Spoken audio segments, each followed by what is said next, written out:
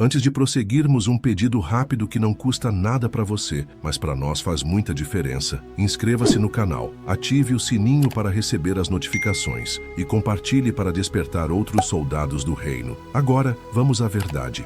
Você já sentiu isso? Aquele silêncio pesado, um silêncio que grita de volta para você depois da sua oração mais sincera. Você se ajoelha com o coração em pedaços, as lágrimas rolam, as palavras saem rasgando a garganta. Você clama por uma resposta, por um alívio, por um sinal, qualquer coisa. E o que vem? Nada. O teto do seu quarto parece feito de bronze, o céu impenetrável. E a dor que te levou a orar se multiplica com uma nova angústia, a de não ser ouvido. Você olha para o lado, vê outros crentes contando testemunhos, falando sobre respostas, milagres, e a pergunta envenena sua alma. O que há de errado comigo? Minha fé é fraca? Meu pecado é grande demais? Será que Deus se cansou de mim? Essa dor, esse medo do abandono divino, paralisa a fé mais forte. Mas e se eu te dissesse que esse silêncio de Deus pode não ser uma rejeição? E se for uma resposta terrível e precisa ao modo como estamos orando? Jesus, em seu sermão mais poderoso, o Sermão do Monte, não começa a falar de oração nos ensinando uma nova técnica. Ele começa com um alerta mortal, uma advertência contra um tipo de oração que é, em si mesma, uma abominação. Uma oração que ele chama de hipócrita. Olhe para o que ele diz em Mateus, capítulo 6, versículo 5. E quando orares, não sejas como os hipócritas, pois se comprazem em orar em pé nas sinagogas e às esquinas das ruas para serem vistos pelos homens. Pause aqui. Sinta o peso dessas palavras. Jesus não está falando de pessoas sem fé. Ele está falando de líderes religiosos. Pessoas que oravam publicamente, com palavras bonitas, com uma postura de piedade, eram aplaudidos, admirados, eram o padrão de espiritualidade da época. E Jesus diz, não seja como eles. Por quê? Porque o alvo da oração deles estava errado. Eles não buscavam a face de Deus, buscavam o aplauso da multidão. A oração deles era uma performance, um ato de marketing espiritual. E aqui vem a revelação que pode mudar tudo para você. Jesus continua, em verdade vos digo que já receberam o seu galardão. Receberam, no passado, fim da transação. A recompensa que eles buscavam era a admiração humana, e eles a receberam. O negócio foi fechado. Deus, em sua justiça perfeita, não interfere. Ele não rouba uma oração que já foi paga com outra moeda. Agora traga isso para hoje. Quantas vezes, talvez sem nem perceber, nossa oração é contaminada por essa necessidade de validação? Quando contamos um problema, estamos buscando intercessão ou compaixão? Quando publicamos um pedido de oração, estamos buscando o poder de Deus ou os comentários de apoio? Quando oramos em voz alta, estamos falando com o Pai ou nos preocupando com o que os outros pensarão da nossa espiritualidade? O primeiro passo para quebrar o silêncio de bronze não é gritar mais alto, é fechar a porta. Mas tu, quando orares, entra no teu aposento e, fechando a tua porta, ora a teu Pai que está em secreto, e teu Pai que vê em secreto te recompensará publicamente. Mateus 6:6. A chave não é orar melhor ou com palavras mais rebuscadas. A chave é mudar a audiência, é sair do palco público e entrar na sala íntima do encontro. Mas o que significa realmente orar em secreto quando a nossa própria mente é uma multidão barulhenta, cheia de medo, dúvida e acusações? Como silenciar essa plateia interna para falar com o único espectador que importa? É aqui que a maioria para, mas Jesus não parou. Depois de nos dizer onde orar e para quem não orar, ele nos deu a chave, a senha de acesso que muda a nossa posição de pedintes para herdeiros. E tudo começa com a forma como nos dirigimos a ele. Uma forma que na época era tão chocante e tão íntima que redefiniu para sempre as regras da comunicação com o Criador. Você clama, você implora, você derrama sua alma no silêncio do seu quarto, na solidão do seu carro, e a única resposta que recebe é o eco da sua própria dor, o silêncio de Deus. Se você já sentiu aquele pânico gelado, aquela dúvida que sussurra que Deus não te ouve porque você não é bom o suficiente, que sua fé é uma fraude e suas orações são apenas um teatro para um céu vazio, preste muita atenção. O que você sente não é exagero, sua inquietação não é ansiedade, é o seu espírito em alerta para a batalha espiritual. Você tropeçou em uma das armadilhas mais antigas e eficazes do inimigo. Esta não é uma tática nova, é um veneno antigo, uma conspiração contra a sua conexão direta com o Criador. O próprio Cristo a denunciou publicamente. Ele olhou para a elite religiosa de seu tempo, os fariseus, e não viu homens de Deus. Ele viu atores, ele viu homens famintos por status. A evidência está selada na palavra de Deus. Em Mateus, capítulo 6, versículo 5, o alerta é incontestável. E quando orares, não sejas como os hipócritas, pois se comprazem em orar em pé nas sinagogas e às esquinas esquinas das ruas para serem vistos pelos homens. Eles não estavam falando com Deus, estavam falando para a plateia. O alvo não era o trono no céu, mas a admiração na terra. Era uma transação, não uma oração. Um ato de marketing pessoal para solidificar seu poder e sua falsa santidade. E agora, a revelação contra-intuitiva, a verdade que eles esconderam por séculos. Por que Deus se cala? Quando Jesus diz, em verdade vos digo que já receberam o seu galardão. Ele está revelando algo aterrador. A sua recompensa, a admiração humana, já foi paga. Quando você escolhe a plateia da terra, Deus, em seu respeito absoluto e terrível pela sua escolha, não interfere. Ele não rouba a oração que você já endereçou a outro público. O silêncio dele, nesse caso, não é rejeição. É a confirmação de que a sua mensagem foi entregue ao destinatário errado. Você pode estar, sem perceber, invalidando suas próprias orações mais desesperadas. O primeiro passo para ser ouvido no céu é fechar a porta para a plateia da terra. A chave não é orar melhor, com mais beleza ou volume. A chave é orar em secreto. Mas o que isso realmente significa quando nossa própria mente está cheia de ruídos, dúvidas e acusações? Cristo não nos deixou desarmados. Ele nos entregou um protocolo divino, um código de acesso para atravessar o véu. E esse código começa com uma única palavra, uma palavra que reorienta tudo e força o céu a ouvir. A palavra, o código de acesso que atravessa o ruído e a estática espiritual. A senha que Cristo nos entregou não é uma fórmula complexa nem um ritual esotérico. É uma declaração de identidade. A palavra que força os portões do céu a se abrirem é Pai. Eles nos ensinaram a repetir o Pai Nosso como uma reza decorada, uma tradição vazia. Isso é um engano, uma diluição da verdade para manter você na posição de servo. O Pai Nosso não é primariamente uma reza, é um mapa de relacionamento, um protocolo divino. E sua primeira palavra, Pai, não é uma saudação, é a ativação da sua identidade selada em Cristo. Sem ela, você clama do lado de fora dos muros. Com ela, você entra na sala do trono. Você precisa entender o choque, a revolução contida nessa única palavra. Para um judeu do primeiro século, o nome de Deus, YHWH, era tão santo, tão temível, que nem sequer era pronunciado. Havia um véu, uma distância infinita. E então, Jesus rasga esse véu e nos dá a senha, uma palavra de intimidade quase escandalosa. Abba, não apenas pai, mas paizinho. Uma declaração que transforma servos em filhos. E esta é a revelação contra-intuitiva que muda tudo. O céu reage à sua identidade, não à eloquência do seu pedido. Se você se aproxima como um órfão espiritual, como um pedinte distante, receberá como tal. Mas se você ativa a sua verdadeira identidade e ora como um filho, você não move apenas a mão de Deus. Você move o coração do Pai. Isto não é uma teoria motivacional. É uma verdade espiritual confirmada pelo apóstolo Paulo. A prova está em Gálatas capítulo 4, versículo 6. E porque sois filhos, Deus enviou aos nossos corações o Espírito de seu Filho que clama, Abba, Pai. Perceba o segredo incontestável. Não é você, na sua própria força, tentando se sentir bom o suficiente para ser um filho. É o Espírito de Cristo que já habita em você que faz a declaração. Você não força o acesso, você concorda com o acesso que já foi comprado para você com sangue. Acionar essa identidade de filho muda a dinâmica. A porta da sala do trono está aberta, você está dentro, mas é exatamente aqui que a próxima armadilha é acionada. É aqui que a maioria falha e a conexão se rompe outra vez. Muitos usam essa intimidade radical para fazer o que sempre fizeram, desenrolar sua lista de compras, suas exigências, seus desejos, e é nesse exato momento que a armadilha se fecha, transformando o pai em um mero provedor e o filho, novamente, em um cliente insatisfeito. Você usou a senha, Pai. A porta da sala do trono se abriu, e é aqui, no lugar de maior intimidade, que a segunda armadilha, o segundo erro fatal, é cometido. A intimidade com o pai é transformada em uma lista de exigências. O clamor do filho se torna uma lista de compras cósmica. É aqui que o protocolo divino é quebrado. Você começa a oração pelo fim. Eles nos ensinaram que a frase santificado seja o teu nome é apenas uma introdução poética, uma formalidade a ser dita rapidamente para chegar ao que realmente importa, nossos problemas. Isto não é apenas um engano, é uma mentira que desarma o poder da sua oração. Santificado seja o teu nome não é o prefácio, é a condição, é o código de honra, a declaração de aliança que determina se o céu se moverá em seu favor. Para entender o poder disso, você precisa apagar o que sabe sobre um nome. Hoje é uma etiqueta. No mundo bíblico e no reino espiritual, o nome é a reputação, a autoridade e a própria essência do ser. Quando um rei enviava um mensageiro em seu nome, aquele mensageiro carregava o poder e a autoridade do próprio trono. Santificar o nome não é simplesmente dizer Deus é santo. É um ato de guerra espiritual. É declarar sua lealdade à reputação e ao propósito do seu rei, acima da sua própria necessidade. E agora, a revelação que muda o jogo. Santificado seja o teu nome. Não é um elogio que você faz para Deus. É uma petição desesperada que você faz a Deus. Você não está dizendo: Pai, eu, com a minha força, declaro que teu nome é santo. Você está clamando: Pai, através da minha vida, defenda a sua própria reputação. Faça o seu nome ser visto como santo no meio do meu caos, da minha doença, da minha dívida. Mostre ao mundo incrédulo quem você é, usando a minha situação como prova viva. Você está deliberadamente trocando suas pequenas batalhas pela guerra dele. Isso não é uma teoria, é o plano de Deus, revelado pelo profeta Ezequiel. A prova incontestável está em Ezequiel 36, versículo 23, onde o próprio Deus diz: E eu santificarei o meu grande nome, e as nações saberão que eu sou o Senhor, quando eu for santificado em vós diante dos seus olhos. Você entende a gravidade disso? Sua vida não é sua. Ela é o palco onde Deus escolheu exibir a santidade e o poder do seu nome para um mundo que zomba dele. Quando você faz essa aliança primeiro, algo se quebra no reino espiritual. Seu pedido pelo pão nosso de cada dia deixa de ser um desejo egoísta e se torna o suprimento necessário para um soldado em missão. Sua necessidade de cura se torna um testemunho para a glória do Rei. Mas como manter essa perspectiva? Como se apegar a esse propósito divino quando as contas estão vencendo, a dor é real e o desespero está arranhando a sua porta? Como a santidade do nome dele coloca o pão na sua mesa amanhã? A aliança foi feita, a reputação de Deus acima da sua necessidade, mas o estômago ainda ronca, a conta ainda está ali. A dor física grita mais alto que qualquer promessa, e você pergunta: como a santidade do nome de Deus coloca o pão na minha mesa? Hoje é aqui que chegamos ao pedido mais visceral da oração. O pão nosso de cada dia nos dai hoje. E é aqui que um erro sutil, uma contaminação na nossa intenção, envenena tudo. Nós não pedimos o pão de hoje. Nós imploramos pela provisão de amanhã, pela segurança do mês que vem, pela garantia do ano seguinte. Nós pedimos a Deus que encha os nossos armazéns da ansiedade e nos desesperamos quando Ele se cala sobre o nosso futuro. Por que Ele se cala? A resposta não é um mistério. É um padrão divino, um protocolo estabelecido por Deus no deserto para testar o coração do seu povo. A prova incontestável está em Êxodo capítulo 16, o maná, o pão dos anjos. E a ordem do Criador foi um teste de confiança radical. Recolham a porção para um único dia. Aqueles que, movidos pela desconfiança, tentaram acumular, que tentaram garantir o amanhã com as próprias mãos, não encontraram segurança, encontraram podridão, encontraram vermes. Deus estava ensinando uma lição brutal e libertadora. A provisão dele tem um prazo de validade de 24 horas e a confiança nele deve ser renovada a cada nascer do sol. E aqui está a verdade chocante que eles não explicam. Deus não nega suas orações sobre o futuro por falta de amor. Ele as ignora porque elas estão contaminadas com o veneno da autossuficiência. Quando você pede pela segurança do futuro, você está, na verdade, pedindo a Deus que o ajude a construir um sistema onde ele não seja mais necessário diariamente. Você quer o armazém cheio para não ter que depender do Pai amanhã. É uma oração pela dissolução do relacionamento. O silêncio de Deus não é rejeição. É um convite desesperado para mantê-lo perto. Ele se recusa a lhe dar o que o afastaria dele. Ele oferece um relacionamento diário, não um acordo financeiro que encerra a conversa. O próprio Cristo sela este protocolo com uma ordem militar, não com uma sugestão amigável. Em Mateus 6, versículo 34, o comando é direto e absoluto. Não vos inquieteis, pois pelo dia de amanhã, porque o dia de amanhã cuidará de si mesmo. Basta a cada dia o seu mal. Sua fé não foi projetada para as batalhas imaginárias de amanhã. Ela é a sua arma para a guerra real de hoje. A verdadeira provisão, portanto, não está na segurança de um futuro planejado, mas numa operação de confiança radical que se renova a cada 24 horas. Mas essa confiança está prestes a ser levada ao seu ponto de ruptura, pois logo depois de nos ensinar a pedir o pão, Cristo insere no protocolo o comando mais impraticável, mais louco aos olhos do mundo. Um comando que exige que você abra mão do que lhe devem, para que o pão do céu continue a vir. Uma condição que parece levar à falência, mas que na verdade libera o poder de Deus. Você aprendeu a pedir o pão para hoje. Você aceitou a operação de confiança diária, mas essa confiança vem com uma condição de ferro, uma cláusula no contrato da aliança que parece impraticável, quase injusta, pois o protocolo divino continua e o próximo comando testa a própria fundação da sua fé e perdoa-nos as nossas dívidas, assim como nós perdoamos aos nossos devedores. É neste ponto que a maioria de nós cai na armadilha mortal da oração boleto. Nós nos aproximamos do trono de Deus como um devedor hipócrita. Com uma mão, imploramos que Ele rasgue a fatura da nossa dívida impagável com Ele. Com a outra, agarramos com força a pequena fatura de tudo o que os outros nos devem e exigimos que Deus atue como nosso cobrador, nosso agiota. Queremos o cancelamento para nós e a execução para os outros. E não percebemos que é essa dívida espiritual que seguramos com tanto ódio que está bloqueando o fluxo da provisão de Deus para nós. Você acha que isso é uma figura de linguagem? O próprio Cristo desenhou desenhou um mapa do que acontece no reino espiritual quando nos recusamos a perdoar. A prova está na parábola do servo incompassivo, em Mateus capítulo 18. Um homem, perdoado de uma dívida astronômica, impossível de ser paga, recusa-se a perdoar seu conservo por uma quantia irrisória. E qual foi o veredito do rei? A sua anistia foi revogada e ele foi entregue aos torturadores até que pagasse tudo o que devia. Quem são os torturadores? Olhe para a sua vida, a ansiedade que aperta seu peito, a insônia, a amargura que envenena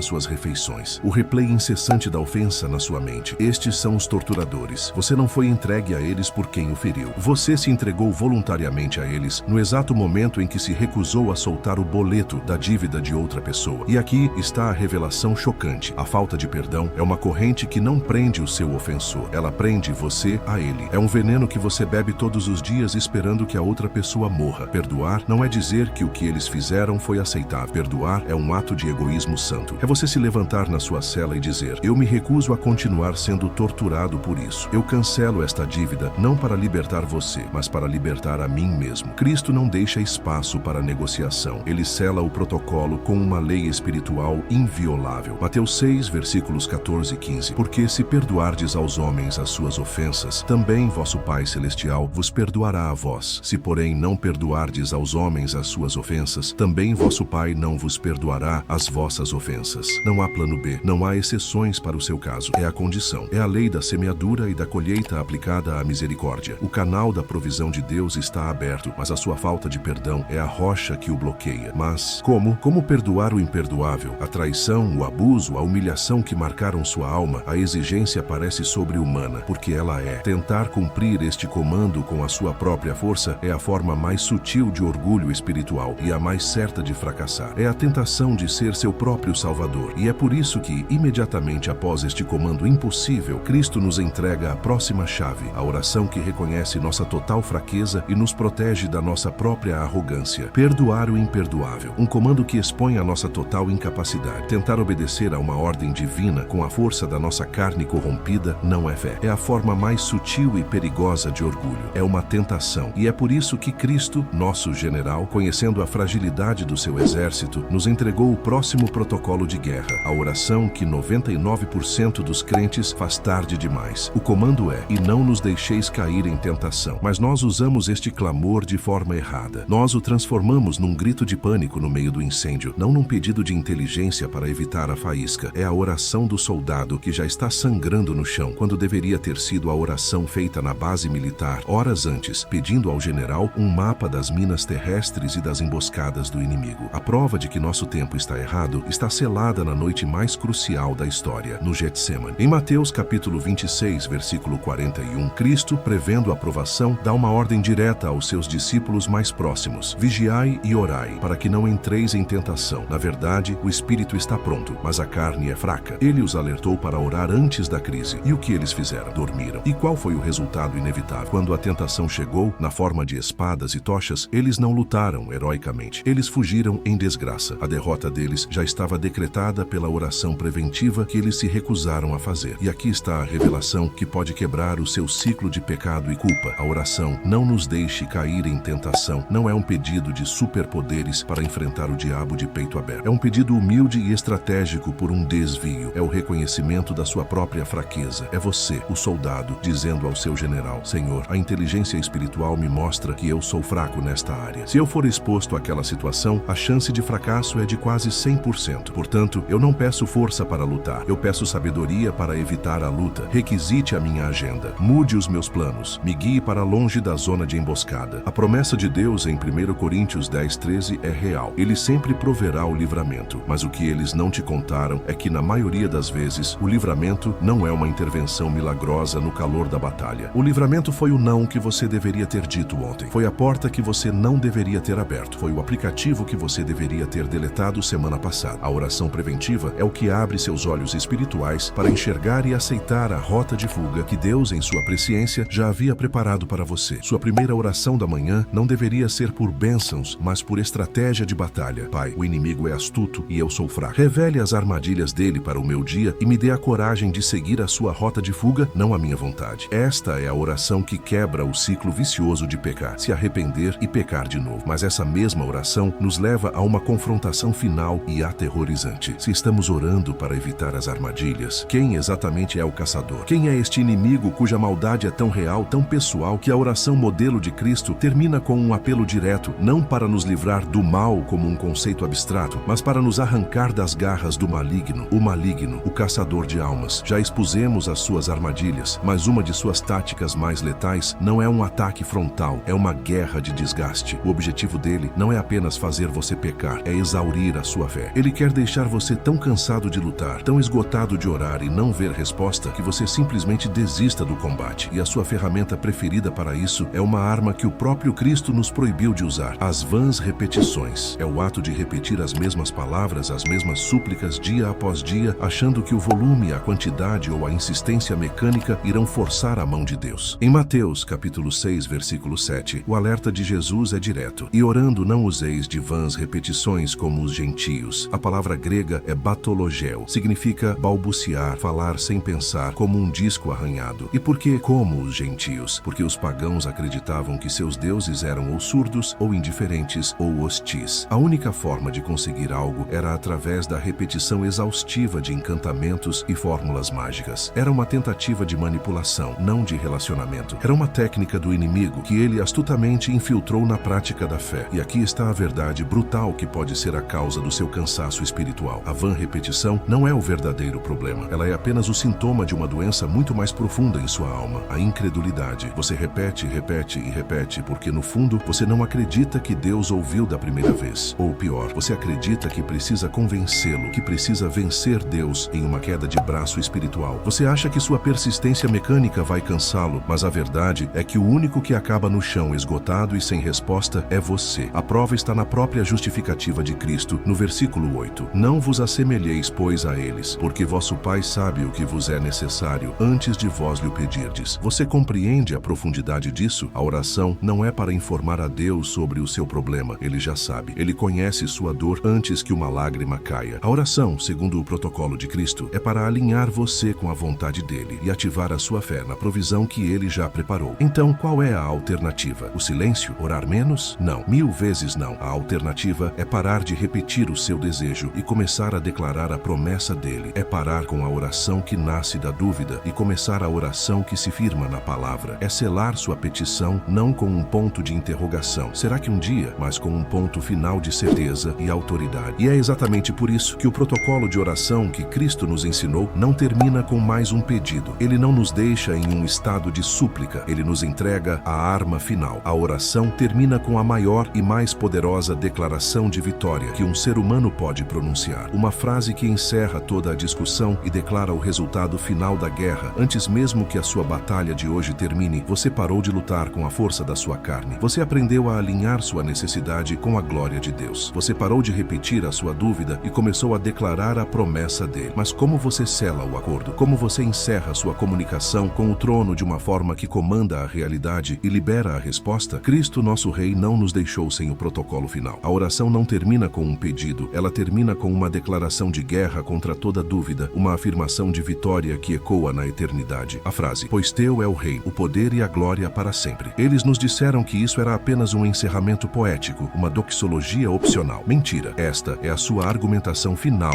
e irrefutável. É a sua declaração legal do porquê o céu não tem outra opção a não ser se mover em seu favor. É o selo de autoridade no seu decreto de fé. Vamos decodificar esta arma final ponto por ponto. Quando você declara, pois teu é o reino, você está notificando as forças das trevas. Minha vida, meu problema e minha família estão sob a jurisdição do Rei dos Reis. Satanás, você não tem autoridade legal aqui. Quando você declara, teu é o poder, você está afirmando, meu Deus não é um rei simbólico. Ele tem a capacidade militar, a força bruta e o poder absoluto para executar cada promessa que fez e responder cada oração alinhada com sua vontade. E quando você declara, tua é a glória, você está ativando o motivo supremo de Deus. Ao me responder, ao me curar, ao me prover, a sua reputação será exaltada, a tua glória será a minha vitória. Você está transformando seu milagre pessoal em um troféu para a sala do trono de Deus. Então, você sela tudo com a palavra final. A palavra que a maioria de nós sussurra como um talvez o amém. Mas amém não significa espero que sim, ou quem sabe. Na sua raiz hebraica, amém é um termo legal, é um grito de guerra. Significa é verdade, está firme, está feito. O seu amém não é um ponto de interrogação, é o martelo do juiz do universo batendo na mesa. certeza. É o selo de cera quente sendo prensado em um decreto real. É a sua concordância que ativa a promessa já liberada. Você duvida? A prova final e absoluta está selada para sempre em 2 Coríntios capítulo 1, versículo 20. Porque todas quantas promessas há de Deus são nele sim e por ele o amém, para a glória de Deus por nós. Você entendeu a revelação? Deus, em Cristo, já olhou para o seu pedido feito em fé e disse sim. O seu amém é apenas você, em obediência, ecoando o sim que já foi liberado para que a glória seja de Deus. Portanto, a partir de hoje, ore desta maneira, não como um órfão, mas como um filho que conhece o protocolo do palácio. Apresente seu caso, alinhe-se com o rei e então cele sua oração com a certeza inabalável de que o reino, o poder e a glória pertencem ao seu Pai. A sua oração foi ouvida, a resposta está a caminho, a vitória está selada. Agora vigie e não duvide mais. Amém. Se este protocolo abriu seus olhos, declare sua vitória nos comentários com um amém em letras maiúsculas. Você não está mais orando com dúvida. Compartilhe esta revelação. A verdade precisa ser libertada.